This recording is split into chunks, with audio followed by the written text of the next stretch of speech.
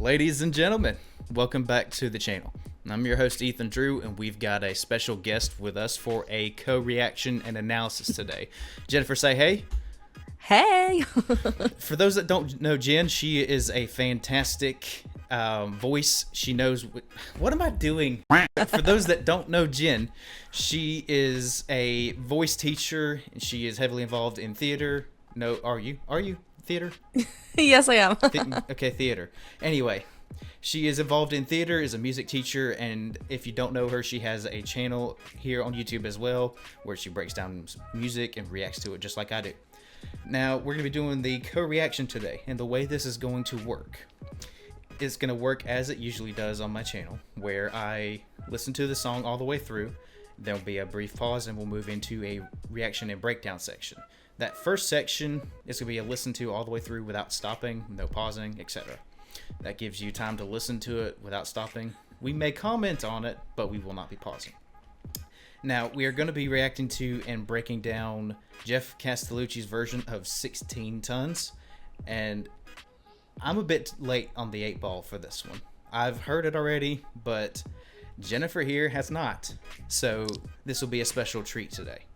Yeah, it's completely... I mean, I maybe in passing I've listened to like a little bit, but like I could not talk about it now, so it's going to be new. Yes, for sure. Alright guys, so make sure to hit that like button, drop a comment down below, even if it's just a smiley face. It helps a lot with the algorithm, and if you were feeling generous and want to support me on my YouTube ventures, you can support me as little as $1 a month over on Patreon. If that interests you, there should be a link in the description for that. Like I said, it's totally not required to enjoy the videos. Subscriptions, likes, and comments help a lot as well. With that said, we're going to jump right into today's reaction and analysis for Jeff Castellucci's version of 16 Tons. We'll see you in just a second.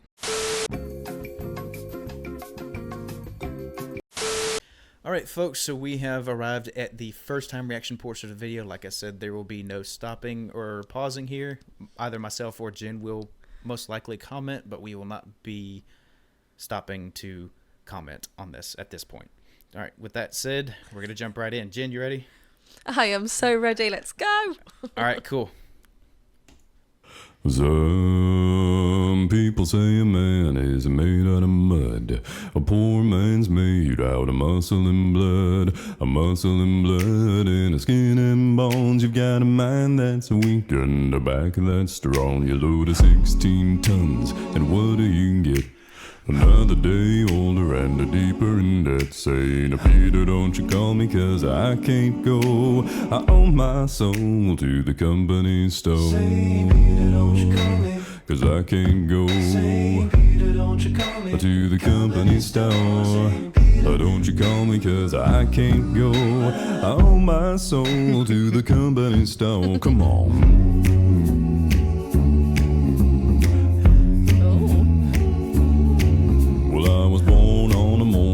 Sun didn't shine.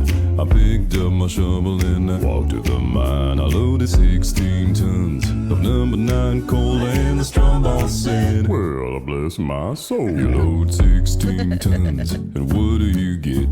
Another day older and a deeper in debt. Saying, Peter, don't you call me, cause I can't go. I owe my soul to the company store.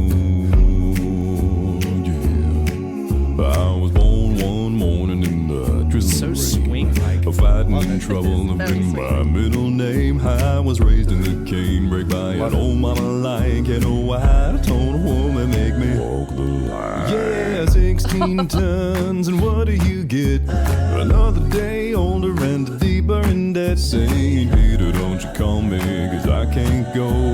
I owe my soul to the company store. If you see me coming, better step aside. A lot of men didn't, a lot of men died. One fist of iron and the other is steel. Right one wheel you load 16 times. Another day older and a deeper in debt. Saying, Peter, don't you call me, cause I can't go. I owe my soul to the company store. Cause I can't go to the company store. St. Peter, don't you call me, can't go. I owe my soul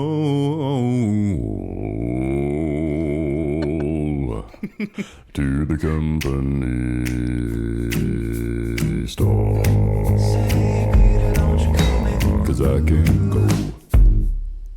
Oh, that was an abrupt finish.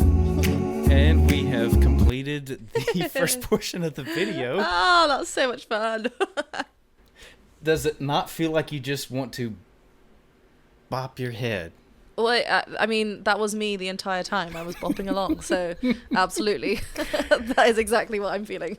It's just like one of those tunes where you just like you can't help but to do the swing snap. I call it the swing Yep, snap. I was snapping, I was bopping, I was smiling. I had a good time. It's like one of those songs you want to hear at like a club or a lounge or something. Yes, like a coffee shop definitely even. a lounge. Yes, instant good mood. The best vibe. Yeah. Best vibe. So many good things.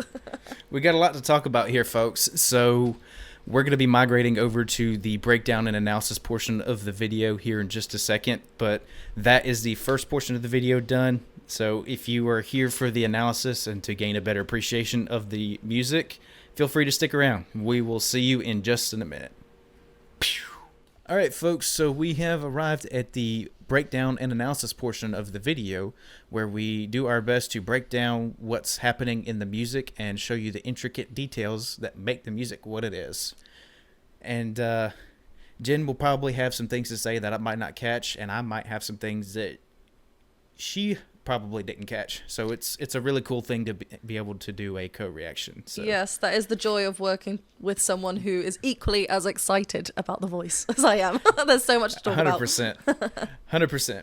All right, so I'm going to actually back the volume down just a touch on this one, just so that way we can hear both parties fairly well. And we are going to dive right back into this. And like I said, fair warning, there is going to be a lot of pausing in this section of the video. With that said, we're going to jump right in. Some people say a man is made out of mud. A poor man's made out of muscle and blood. A muscle and blood and a skin and bones. You've got a mind that's weak and a back that's strong. You load of 16 tons, and what do you get? Another day older and a deeper in debt. Saying, Peter, don't you call me, 'cause I can't go. I owe my soul to the company store. Well, I mean, let's pause there already, because Yeah. just talk about the quality that's coming out of Jeff's voice and vocal folds. It's just so clear. I just love his connection. I mean, with the other, this is quite an early one from him, right? Like this is one of his earlier. Yeah. It's among one of his first releases on YouTube and just in his individual music journey as a whole. That's just incredible. It's nice, like, seeing the journey of him as well, editing wise and vocal wise as well, like what he's offering now. But just he's so good at storytelling, and I think having that clear vocal fold closure, that clear voice as well, helps with that storytelling, because it's very spoken like, it's very connected to how he would say these words, right? And it just comes from a place of storytelling. It's great. He's got a surprisingly he's got a very, I'm trying to think of the right way to say this. He's got a lot of diction here. Yeah. He's very precise, very, very precise, hyper precise. And for those that don't know, the higher partials in the voice that he's using here. So whenever someone says higher partials, they're referring to the higher frequencies of a voice.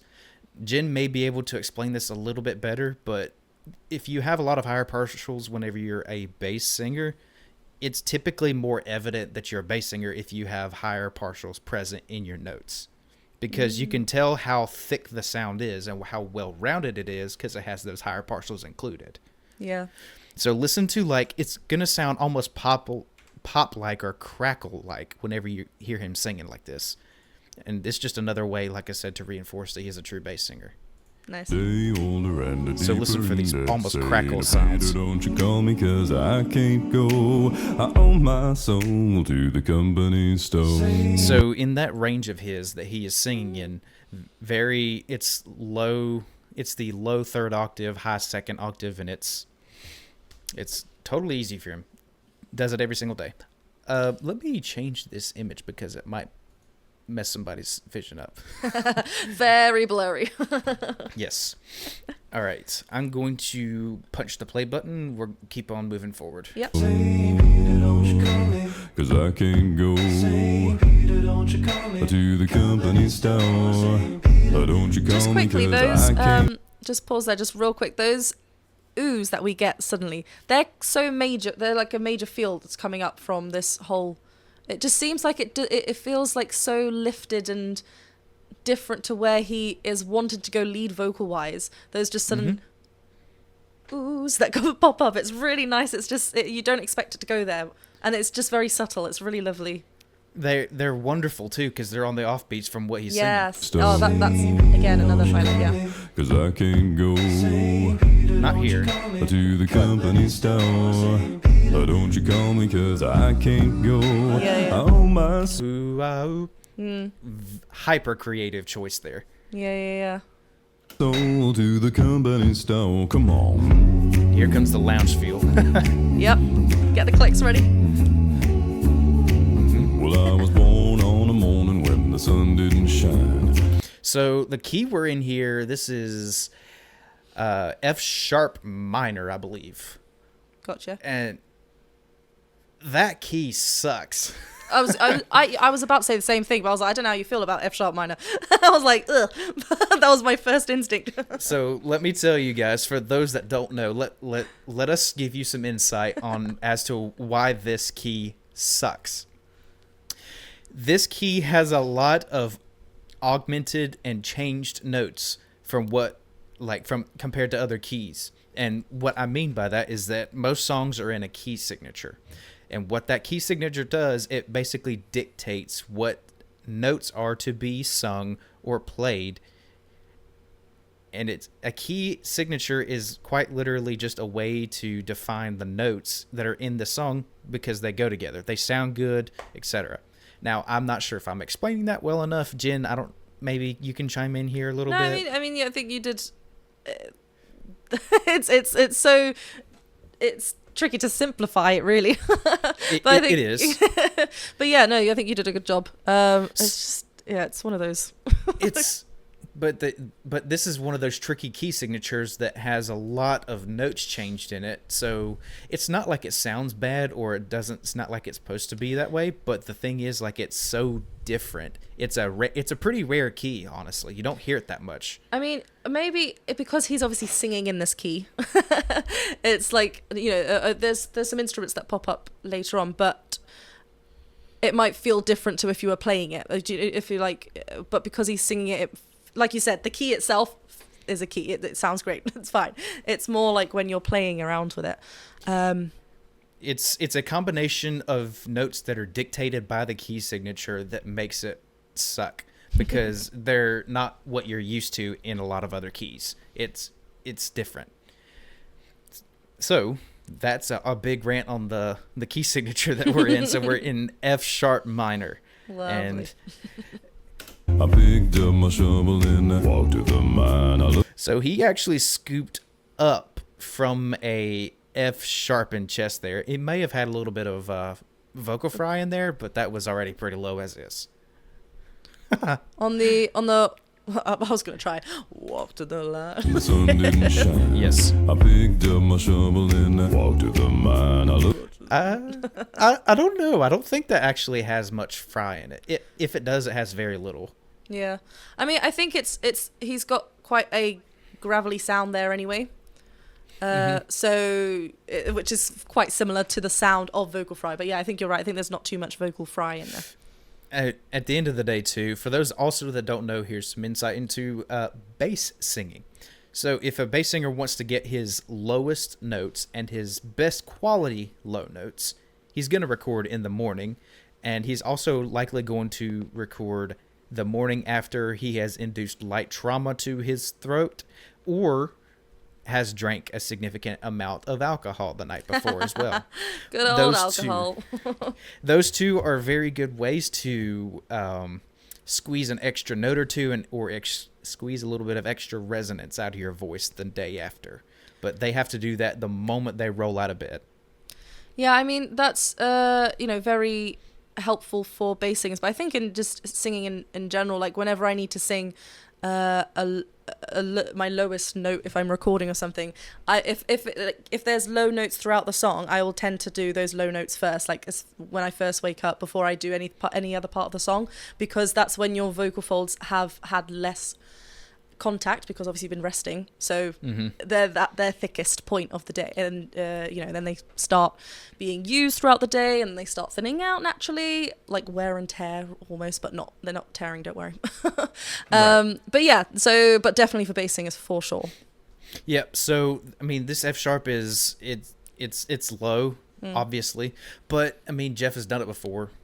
It's a really cool gravelly sound, and it belongs in the piece because it's just one of those gravelly, intense yet grooving male pieces. Like that's how Tennessee Ernie Ford did it whenever he did his version of it back in I believe it was in the 50s.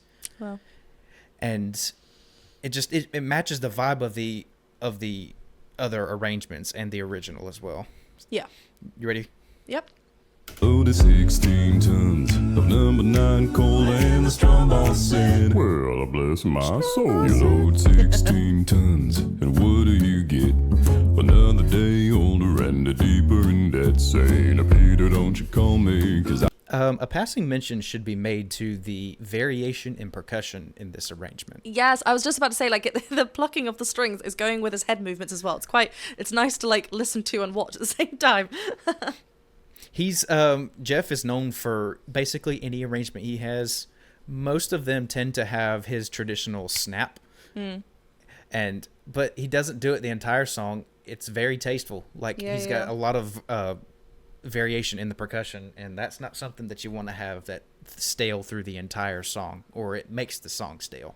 Kind of like what we were talking about when we did Shenandoah on my channel. He's very clever at not putting too much of everything in the song. He puts just the right amount so you don't forget that was there, but it's not too much that it's overpowering. Like we were talking about the bass notes there, the low, like subharmonics, or just low chest, or all those wonderful things that if you do so much all the time, it just becomes like it becomes saturated, naturally saturated. It's not. It loses its excitement. And like you said, the instrumentation, the rhythm, like the snaps, all that as well. It's wonderful. One thing I want to mention vocally here, though, is how much fun he's having with the voices. There is so much characterful plainness. Like, even, he's shown us low notes already within this. Like, we've heard wonderful things. But I think I can't remember. It was the Jeff on the left.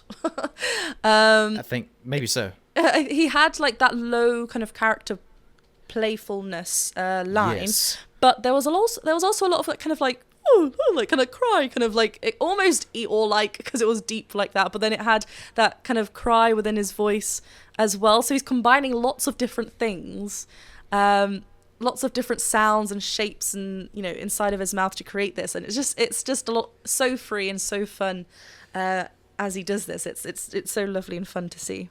And you can even hear it in just the way he's singing his lead in general, in his back BGVs. You can just tell how much fun he's having. Yeah.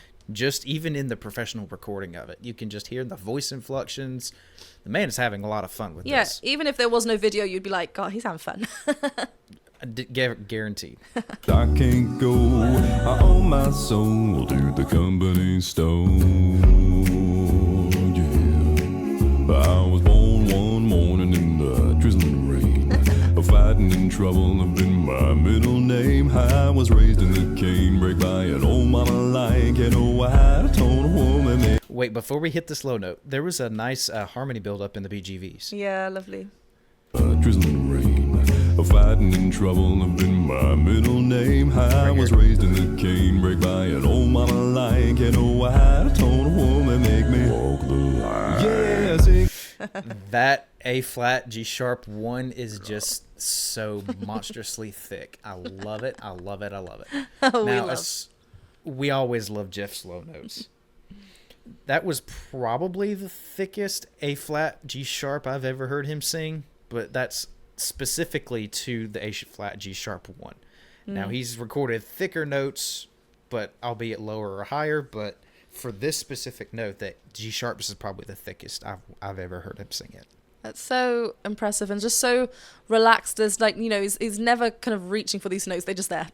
He's just like, They're there. I've got Like- it. Like, he doesn't have to push for it, but he most certainly can. And when he does, you get this. Like an old white-toned woman make me walk the line. Yes, That's just so punchy and Yeah. guttural, cavernous, rattle your brains out. Yeah, for sure. That the line just before that as well, it's kind of similar to what we had with the character line that I mentioned just before, but he's up, I don't know if he's up like 1 or 2 octaves there, I can't remember, but he's doing that same kind of like like that kind of cry, not yodel, because it doesn't flip into falsetto, but there's a lot of cry in his voice, which is, it creates, when we add cry to our voice, it just allows us to not be too heavy with our vocal folds. So if we start feeling strain and we feel like we're pressing on our vocal folds, try experimenting with some cry sounds. And I genuinely do mean like, like cry, because it just lightens up. We're not, you know, pressing down on our vocal folds. It just lightens up that sound. And he's using it here as his character choice, which is great. Yes, and also a little bit of a addition to that. So if you've not heard Voice Play before, he is the bass singer for Voice Play. In a cover that they did of the Oogie Boogie song, Jeff was the primary lead singer on that cover, and he did a lot of this as well in that cover. So if you want another example of it, you can go check that out as well. Mama like an old white-toned woman make me walk the line. Yeah, 16 times. Ooh, I didn't never really catch that. I know. Yeah. It's so nice. That really nice light riff coming back down. Yeah. White-toned woman make me walk the line. Yeah, 16 tons, and what do you get? Another day older and deeper in debt. Saint Peter, don't you call me, 'cause I can't go. I owe my soul to the company store. I love this echoed background vocal build-up. This is awesome. And deeper in debt, Saint Peter, don't you call me, 'cause I can't go. I owe my soul to the company store. If you see. So build-ups are awesome. They're a good way to build intensity, but it's just I mean, like, I don't know. It's hard for me to describe why I love them. I just love them. I'm the same. Like, sometimes words are not needed, and you're just like, oh, yummy. Like, I just love watching it, hearing it. Just you can hear where the next note's gonna go. So maybe it's kind of feels like a safe, like warm feeling. Maybe that's why. Like, I mean, not all the time. Sometimes they shock us with like some dissonance or whatever. But you know, it's just nice stacking, and it kind of especially when it ascends, because it's like, oh, where are we going now? It's exciting. It meshes a lot of notes together, and it creates this kind of wall of sound, if you will, in the background. It gives it somewhere else to go. And also, we have a key change here. And instead of doing the traditional cookie cutter, if you will, half step increase, he actually did a whole step key change here. So now it's up to G sharp minor, which also sucks for keys, but it's still really cool. Back up 5 seconds and we'll move on. My soul to the company store. So whenever I say cookie cutter, whenever we're talking about a half step increase in key signature, if they go up, so instead of a F sharp minor, they would be going up to a G minor if they were to do it like that. So instead of going from they'll be going to so that would be a half step. Yeah. But instead of doing the half step like most people do, he just goes up to the whole step. So it would go from the F sharp to the G sharp. It's kind of silly how good this sounds in this arrangement. I love it. Yeah, the key it's change, lovely. it's well placed in the music. If you see me coming better, step aside. A lot of men didn't. He bottomed out at like another. I think he bottomed out at an F sharp in that slide. That was not meant to have any notations to it. I can tell it was supposed to be Very character spoken. voice. Yeah. Just kind of like, Spoken. Side. So that had to have been right around there, like F sharp, I think. That was But- that from in my headphones. That sounded so good. Like, I mean, it was good over there, mean, but I gave you an it's- applause, Drew. That was good. Yes. Guys, if you see him coming, you better freaking step aside, or he will squash you and blow your eardrums out. Side. You see me coming, better step aside. A lot of men didn't, a lot of men died. One fist of iron and the other is steel. Right one wheel you load. 16 times. I love that hammer. The hammer is wonderful, and so I don't know if he sampled this or if he actually just went and pulled it from a website maybe, but there's a cool couple of different things to talk about, or I would like to talk about in this section. Mm-hmm. So in the original song here, where he says one fist of iron and the other of steel, if the left one don't get you, the right one will. In the original song, it's actually the other way around with the fist. So he said, if the left one don't catch you, or no, if the right one don't catch you, the left one will. So a funny little Little change there. little change there. There we go with Jeff and his variation. Yeah, and like, I guess, yeah, you'd pick that out. Like, that would have gone past me because I'm not lyrically fully aware of them. Yeah, but that's I noticed it and I was like, wait a minute, that doesn't sound exactly right. Let me listen to that again. Yeah. Right? Let's see. So there was something else I was going to mention. Men didn't, a lot of men died. One fist of iron and the other is steel. Right one wheel you load. I lost it. Oh well. 16 times. Okay. So something that I've noticed. Yes. The what do you get? So everyone is usually, they seem to be entranced by this third A flat G sharp 1 here. Mm-hmm. That's super thick also, but this what do you get right here, this riff down in the higher background vocals is the chef's kiss to this piece. Listen. Yeah. 16 times. What do you get? It's so contrasting to like that drop, right? And I think that's what Jeff does well. And even in his arrangements with voice play, he's so good at creating this space between the voices. Like we get this drop, then we shoot up, and it's just like, it just fills like your ears with so much space, and you're like, wow, like this massive jump, and it's so lovely. I think what's also really nice is that he's really clear and connected in his upper register as well, but when the backing vocalists are up high, it's a lot softer. It's a lot I wouldn't say it's adding too much breath. It's still quite clear and connected, but it's just it's so different to our lead vocal, which is very direct. Then with the three backing vocals here, their lines, it's very floaty and just soft. So that's another big contrast as well. And whenever they're singing this riff down, it's like I've said before. So in your experience for riffing, have you found it to be more difficult to riff up or down? Riffing up is more challenging for me.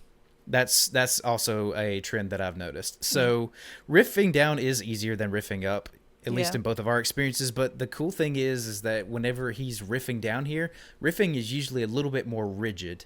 It's more, if you will, I guess you could say it's like when you riff up or down, it's more precise. Here, it's just like he's kind of floating down.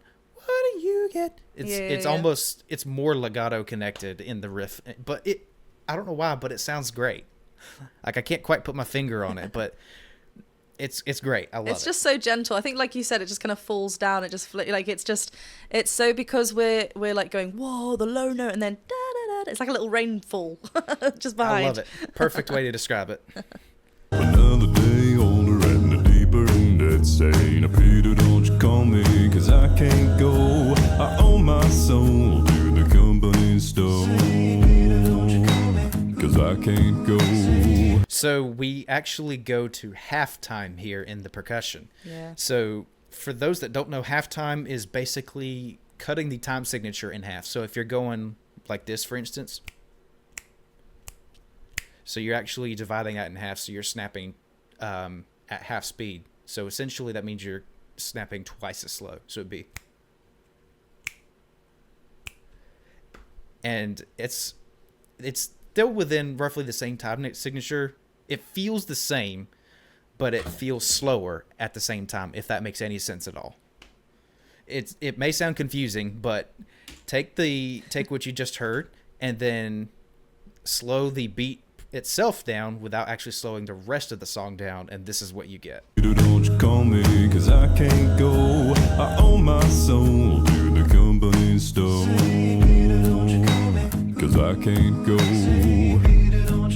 to the company store. See what I'm talking about? Yeah. It feels slower, but it's not actually slower. It's just the off beats have been changed, and there's only 2 beats in the measure compared to the 4. Yeah, like you can continue like 1, 2, 3, 4, 1, da, da, da, da. Like you can still continue count like beat click into the same counts as before. It's just that then rhythmically we're emphasizing different, like halving it, like you said. So 1, 2, 3, 4. Instead, it would be 1, 2. Yeah. That's a little bit of a time signature 101 for halftime. 5 seconds and we'll move on. 'Cause I can't go to the company store. St. Peter, don't you call me, 'cause I can't go. I owe my soul. So he scoops up, or he glissandos up from this. I believe this was a B flat one. Sorry, look at the captions. I know. Super dramatic bend to a low F sharp. So That's hilarious. I hate to be that guy, but whoever did the caption actually got the low note incorrect here. So it's actually a G sharp one that he slides down to. Of course, yeah, because we've changed. Yes, we go modulate up the whole it. step. We modulate up. So apologize if you're the person that did these captions, but it is Go back actually and a G correct sharp. that.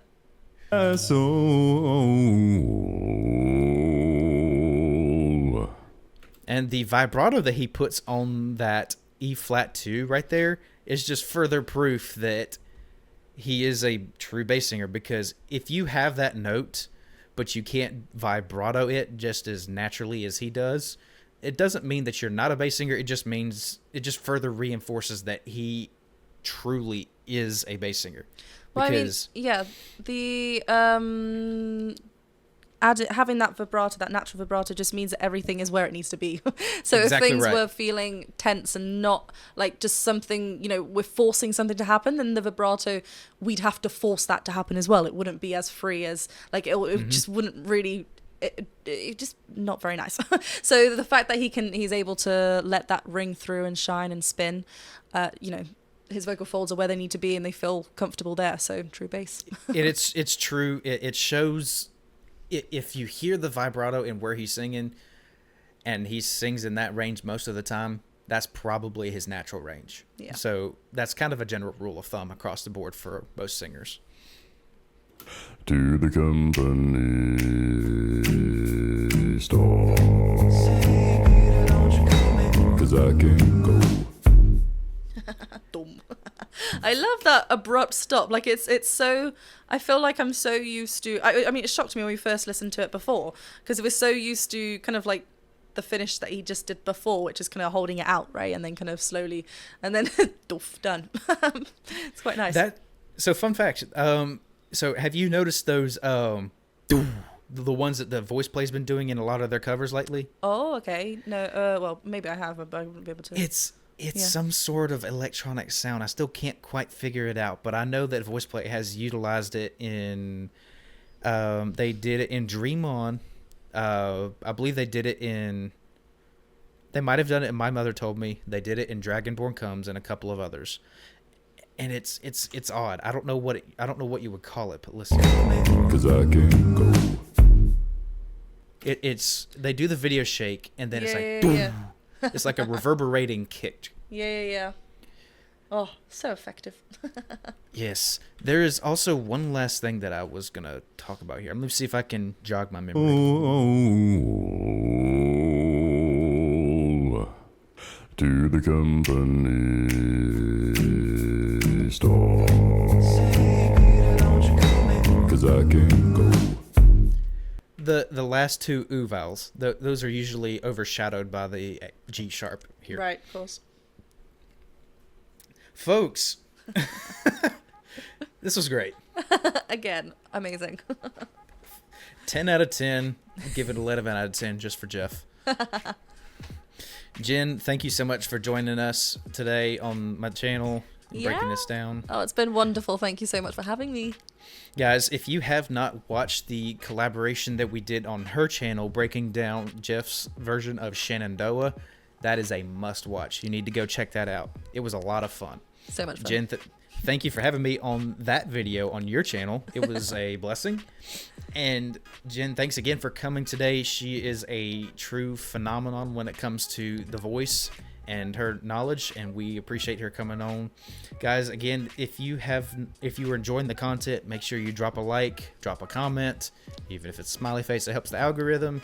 And if you're interested in supporting me further than just a subscription or through YouTube, I have my Patreon linked in the description below. You're welcome to that if you would like to. And my camera has stopped working. Stand by. All right, there we go. Camera's back. And naturally, this would not be an Ethan Drew video without a mess up of some kind. Guys, this is the end of the video. I love you. Take care of yourselves, and we will see you in the next one. Bye. Bye.